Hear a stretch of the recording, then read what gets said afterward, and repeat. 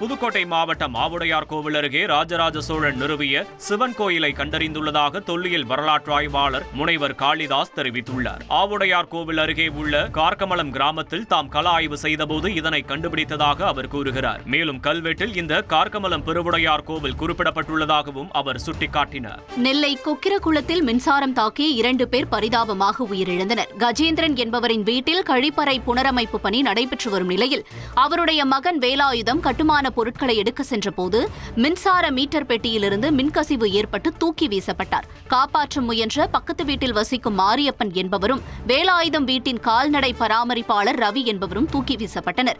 இந்த சம்பவத்தில் வேலாயுதமும் ரவியும் உயிரிழந்தனர். இந்த விபத்து குறித்து பாளையங்கோட்டை போலீசார் வழக்கு பதிவு செய்து விசாரணை மேற்கொண்டுள்ளனர். செய்திகளை உடனுக்குடன் தெரிந்து கொள்ள உடனே சப்ஸ்கிரைப் பண்ணுங்க.